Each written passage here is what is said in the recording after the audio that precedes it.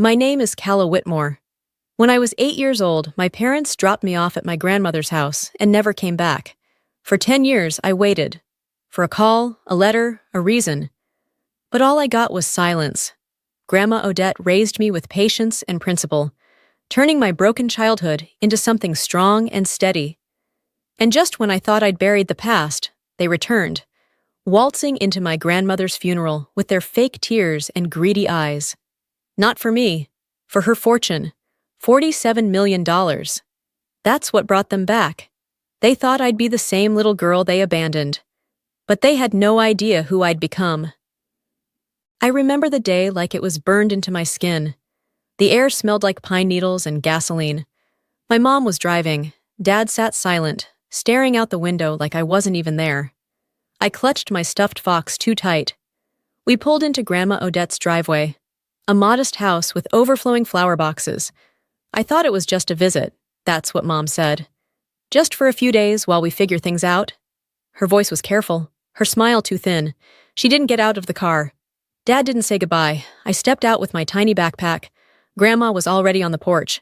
I ran to her. She hugged me tight, lavender and old books, but I barely noticed. The car was backing up. I chased it. I screamed. They didn't stop. They didn't even look back. I waited for them, every day, by the window. I made up excuses. They were lost. They needed more time. I believed it because the truth, that they didn't want me, was too much. Grandma tried. She made cinnamon toast, read me stories, hummed lullabies. But I still cried at night, whispering, "Was I not good enough?" She never let that question sit. "Some people aren't built for love that takes effort," she told me. Over time, I stopped asking, but I noticed. Other kids had parents at school plays. Mine didn't send a single birthday card. Still, Odette? She was solid, strong. She didn't just take me in. She showed up every day. She worked as a school principal, clipped coupons, drove a noisy sedan. She never bragged about money. I'd only learn later she had more than most people dreamed of. But none of that changed who she was. She taught me to hold my head up, even when I felt like disappearing. "Knowledge is power, Calla," she always said. "And you're stronger than you think." She was right. Grandma Odette didn't talk about feelings the way other adults did. She didn't lecture or sugarcoat anything. She showed love in packed lunches, in staying up late to check my homework, in brushing my hair when I cried but didn't want to talk. Her love was quiet, but it was always there. She taught me more than I realized. How to speak clearly, how to walk into a room like I belonged, how to hold back anger until it served me. "Never waste your truth on people who aren't listening," she'd say. We had rituals, crosswords on Sundays, library visits on Fridays, and French press coffee mornings where she sipped while reading the Wall Street Journal. At 10, I thought all kids had Roth IRAs and knew what compound interest meant. She made learning feel like freedom. I loved science, so she gave me textbooks I barely understood and let me fail my way forward. She turned the attic into a planetarium when I got obsessed with stars. When I said I wanted to be a physicist, she nodded like I'd said I wanted pancakes. No surprise, just belief. And though she lived simply, couponing, driving that rattling car, she made moves behind the scenes. I just didn't know yet. At 16, she took me to Boston for the weekend. "A woman should know how to move alone in the world," she told me, handing me a subway map, "and still feel like she belongs." She taught me how to speak up without shouting, how to sew on buttons and write a sharp letter to the school board. She was equal parts old school and visionary. I didn't know anyone else like her. On my 18th birthday, she rented out the back room of her favorite Italian place. Not a big party, just close friends and a few of her colleagues. Quiet laughter, warm lights, lasagna, and red checkered tablecloths. After everyone left, she handed me a navy velvet box.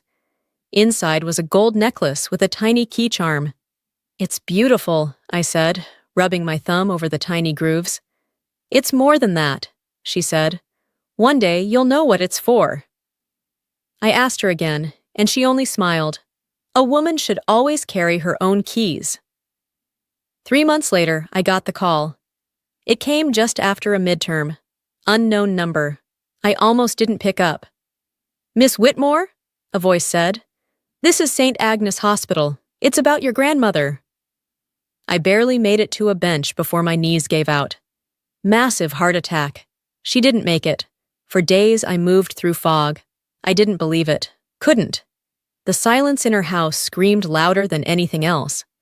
I found her cardigan in the laundry and broke down on the floor. The funeral was small, dignified. Former students and neighbors filled the pews, telling stories about how she changed their lives. I sat in the front row, holding the key at my chest like it could anchor me. And just when I thought I could breathe again, I felt the air shift. I turned. They were there. Delilah and Monroe Whitmore, my parents. They looked around the church like tourists walking into a museum, like they were measuring the room, not mourning. And I knew. They didn't come for her. They came for what she left behind. Grandma Odette didn't talk about feelings the way other adults did. She didn't lecture or sugarcoat anything. She showed love in packed lunches, in staying up late to check my homework, in brushing my hair when I cried but didn't want to talk. Her love was quiet, but it was always there. She taught me more than I realized.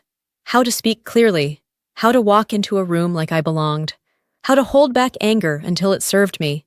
Never waste your truth on people who aren't listening, she'd say. We had rituals, crosswords on Sundays, library visits on Fridays, and French press coffee mornings where she sipped while reading the Wall Street Journal. At 10, I thought all kids had Roth IRAs and knew what compound interest meant. She made learning feel like freedom. I loved science, so she gave me textbooks I barely understood and let me fail my way forward. She turned the attic into a planetarium when I got obsessed with stars.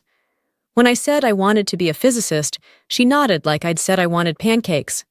No surprise, just belief. And though she lived simply, couponing, driving that rattling car, she made moves behind the scenes. I just didn't know yet.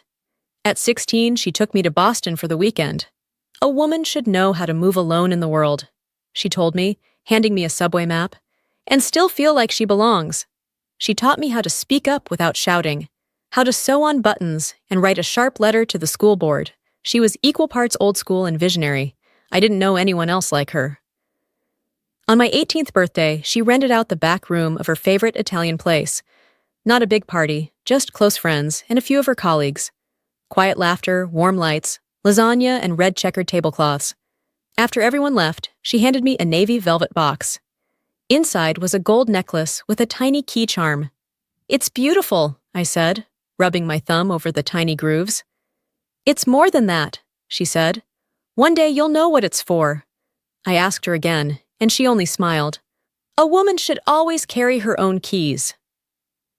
3 months later, I got the call. It came just after a midterm. Unknown number. I almost didn't pick up. Miss Whitmore? A voice said. This is St. Agnes Hospital. It's about your grandmother. I barely made it to a bench before my knees gave out. Massive heart attack. She didn't make it. For days I moved through fog. I didn't believe it. Couldn't. The silence in her house screamed louder than anything else. I found her cardigan in the laundry and broke down on the floor. The funeral was small, dignified. Former students and neighbors filled the pews, telling stories about how she changed their lives. I sat in the front row, holding the key at my chest like it could anchor me, and just when I thought I could breathe again, I felt the air shift. I turned. They were there. Delilah and Monroe Whitmore, my parents. They looked around the church like tourists walking into a museum, like they were measuring the room, not mourning. And I knew. They didn't come for her. They came for what she left behind. I hadn't seen them in 10 years, but the second they walked into the church, I knew. Delilah and Monroe Whitmore, my parents, dressed in black, their faces carefully arranged into masks of sorrow. But their eyes scanned the room like they were calculating interest. They didn't come to grieve. They came to claim. I didn't stand. I didn't speak. I just watched as they moved toward me, like ghosts with unfinished business. Calla, my mother said softly, like she still had the right to use my name. I stayed silent. We came as soon as we heard, Monroe added, like his absence all those years had never mattered. You shouldn't have, I said. Delilah's smile tightened. You're still a minor, Calla, and now that your grandmother is gone, we'll take you home. I'm 18, I replied, and I'm not going anywhere with either of you. Her mouth twitched. You're being difficult. We're your legal guardians. No, you're not. The voice came from behind them, smooth, controlled. A man in a tailored gray suit stepped forward, briefcase in hand, mid-50s, calm, eyes sharp. Thorne Bellamy, he said, nodding to me, estate attorney for the late Odette Whitmore. My parents turned, startled. There are legal matters to address, Thorne said. Let's speak privately. The side office of the church became a courtroom. Thorne took the head seat. I sat beside him, my parents across the table, already bristling. Miss Whitmore, Thorne said, may I see your necklace? I unclasped the key and handed it over. He placed it gently on the table, then opened a folder. This key confirms her identity as Odette Whitmore's sole beneficiary. Per the will, Calla inherits the entire estate, valued at approximately $47.6 million. Delilah stood. That's absurd. Odette didn't have that kind of money. She did, Thorne replied. She kept it quiet, unlike some. Monroe leaned forward. She was manipulated. She wasn't in her right mind. She passed 3 mental competency evaluations, all on record, Thorne said calmly. Delilah hissed. We are her children. And yet, I said, you left her, just like you left me.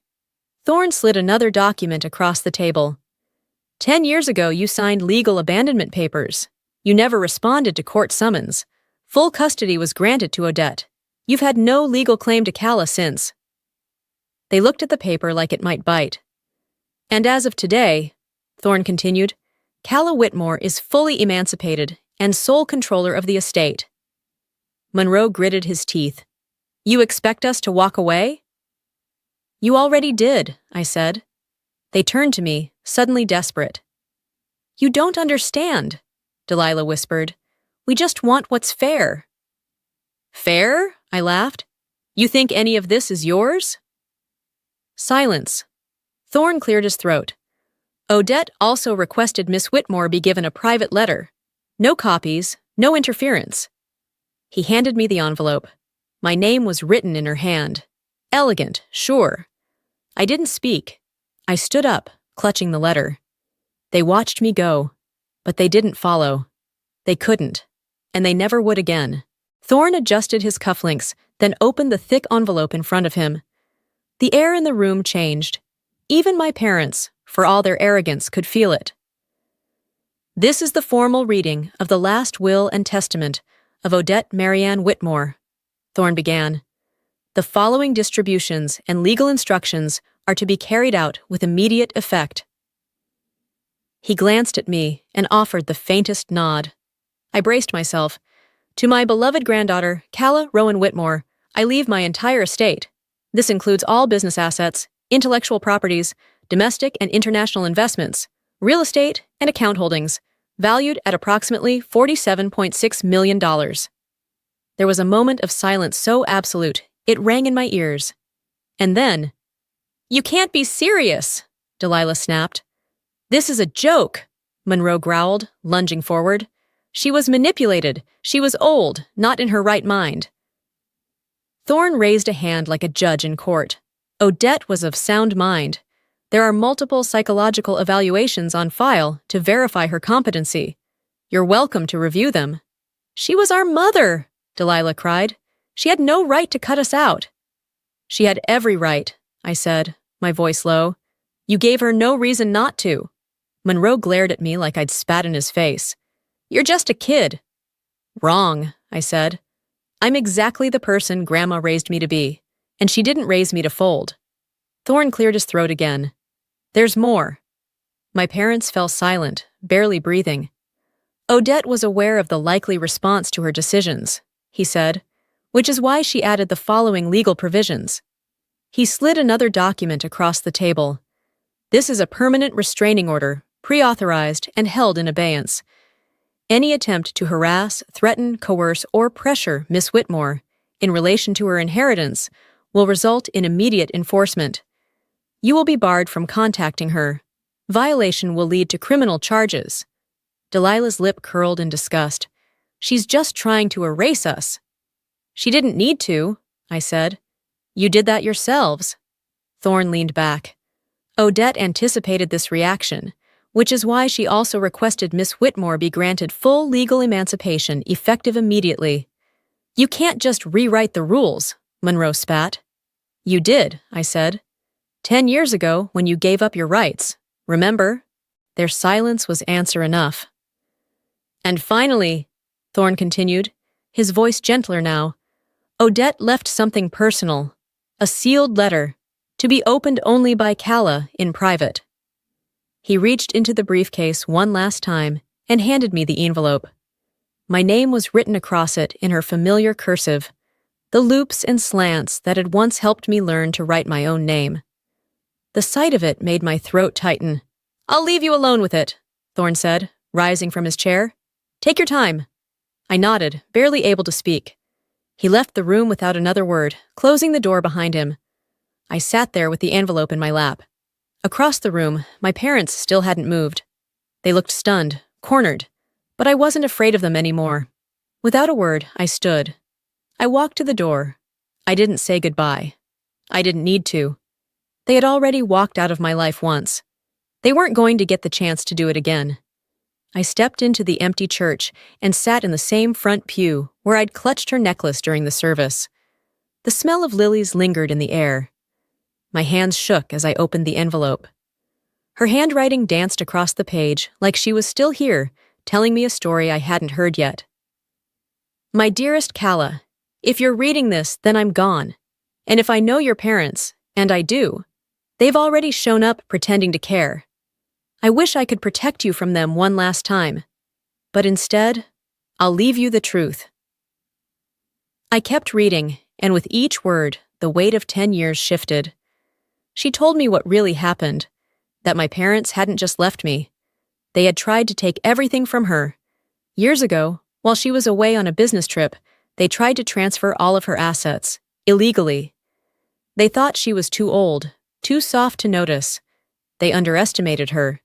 She gave them a choice: leave with nothing and walk away quietly, or stay and face legal action. They chose to vanish, leaving behind the daughter they never truly wanted, and she chose to raise me in peace. I gripped the letter as the tears came, slow but steady. All those years I thought I wasn't enough. All that shame I carried. It was never mine to hold. She ended the letter the way she always ended our bedtime stories. You are stronger than you know. You are a Whitmore woman, and Whitmore women do not bend. All my love, always. Grandma. I folded the letter and tucked it back into the envelope. I sat there, breathing, letting the truth settle. They came for money. I came out with a legacy. 3 months passed. 3 long months where I tried to live quietly, to grieve, to find a rhythm in this strange new life. But grief has a way of curling into your lungs. And my parents, well, they had a way of not letting things go. At first, they sent letters, lawyers challenging the will, claiming duress, contesting her mental state. All of them were dismissed. Grandma had anticipated every argument. Every document was watertight, countersigned, witnessed, verified. There were no cracks to exploit. When the legal path failed, they pivoted to character. They called me entitled, ungrateful, said I was too young to manage the money, too emotional, too naive. But every time they spoke, they only revealed what Grandma already knew. They weren't grieving a mother. They were mourning the money they never got to control. Then came the final act of desperation. It was a Thursday morning when my assistant at Montgomery Investments buzzed my office. There are 2 people downstairs demanding to speak with you. They say they're your parents. I didn't ask her to clarify. I already knew. I'll come down, I said. I stood in front of the mirror in my office, straightened the collar of my navy blazer, one of Grandma's old ones, tailored to fit me perfectly. I adjusted the key around my neck, took one breath, then another, and I walked. The elevator doors opened to the marble-tiled lobby. They spotted me immediately. Delilah stormed forward first, lips drawn tight, hair pulled back too sharply. "You can't keep us out!" she hissed. "This is our family's company," Monroe added, his voice heavy with old entitlement. No, I said, stepping fully into the space. It's mine, and it hasn't been yours for a long time. Delilah let out a bitter laugh. We raised you. You wouldn't be anything without us. I stared at her. You didn't raise me. Odette did. All you did was abandon me. Her face twitched. You can't erase us, she snapped. We're your parents. No, I said again, voice flat. You're strangers, and legally, you are nothing. She stepped closer, lowering her voice into something sickly sweet. We still have time to make this right, Calla. We're a family. Let us help you. I tilted my head. Help me? Her smile faltered. You think I need help? I asked. You think I've spent the last 10 years waiting for you to show up so I could hand you a check? Monroe crossed his arms, eyes narrowing. You don't know what you're doing with that kind of money. I know exactly what I'm doing, I said. And I know exactly what you're doing. Delilah's voice turned hard again. If you won't let us in, we'll go public. The media will eat this up. An 18-year-old girl stealing her parents' rightful inheritance. I took one step forward. Do it. She blinked. What? Tell them everything, I said. Tell them how you abandoned an 8-year-old girl. Tell them how you tried to rob your own mother blind. Tell them how you disappeared for a decade, then only came back when she died. Please, tell the world. I'd love to see how that headline plays out. Monroe looked like he'd been slapped. Go ahead, I added. Tell the story. I dare you. The lobby fell into silence. Even the receptionist had stopped pretending not to listen. And in that silence, they realized it. They had no power here, not over the company, not over the story, not over me. You'll regret this, Delilah whispered, venom behind every word. No, I said, meeting her gaze without blinking. I won't. I turned to the security guard. Please show them the door. They didn't argue. They didn't fight. They left. And this time, it was for good. I returned to my office and stood by the window for a long time, watching the street below. For the first time in years, I wasn't waiting anymore. I wasn't hoping. I wasn't afraid. They were gone and I was free. A week after the confrontation, I sat in Grandma's old office, my office now. The room still smelled faintly of her perfume and cedar wood. Everything was the same, down to the framed diploma on the wall and the faded leather chair she refused to replace. Thorne Bellamy sat across from me, laptop open, a faint smile playing on his lips. Ready? He asked. I nodded. He clicked play. The screen filled with her face, Odette, alive, strong, and composed in a navy blouse and pearls. Her eyes sparkled the way they always did when she was up to something. Hello, Calla, she said, smiling softly. If you're watching this, then everything has unfolded just as I expected. And I know you. You handled it with grace, didn't you? My throat tightened. You know by now that I didn't leave you just money. I left you something bigger, a mission. The screen shifted to photos, children laughing in shelters, smiling as they received books, backpacks, care. I started the Whitmore Foundation years ago, quietly. It's fully funded, and it's yours now. You'll decide how many lives we change, not because I didn't trust the world, but because I trusted you. Tears rolled down my cheeks, but I didn't blink. Use our name to lift people, Calla. That's what strength really is. The video ended, and I understood. I wasn't just her heir, I was her legacy.